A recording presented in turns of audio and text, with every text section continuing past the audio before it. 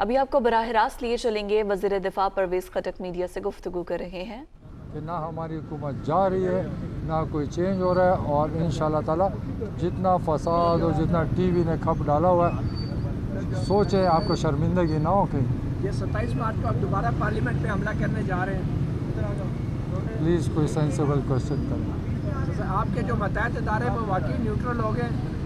देखिए, जब गवर्नमेंट होती है तो ये दोनों इदारे, हुकूमत और इस्टेब्लिशमेंट, ये एक होती है। जब भी इस्टेब्लिशमेंट और हुकूमत एक ना हो वो मुल्क नहीं चल सकता।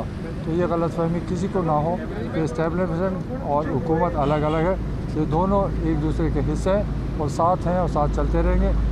मुझे तो कोई चीज़ नज़र नहीं आती। साहब, आपके जो अरकान असम्बली जो मुनहरिफ हो चुके हैं या नाराज़ हैं पार्टी की आदत से, उनको रोकने के लिए क्या हिकमत अमली है? आपको किस तरह उनका वोट रोका जा सकता है? देखिए, ना हमने कोई हिकमत अमली करनी है, ना किसी को रोकना है, ना हमने जुल्म ज़्यादती करनी है। हम सीधे लोग हैं, हम शराफत से सियासत करते हैं। कॉन्स्टिट्यूशन के मुताबिक जो असम्बली में जाता है हमारे ख़िलाफ़ वोट होता है, किसी की हिम्मत भी नहीं उसको रोक सके।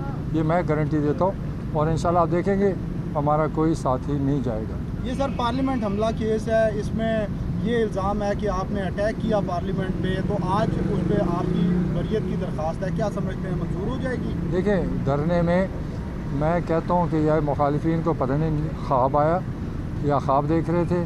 मुझे तो पता भी नहीं था कि ना मैं उस दिन इधर था, बस उन्होंने फिल इन द ब्लैंक्स करना था, मेरा नाम भी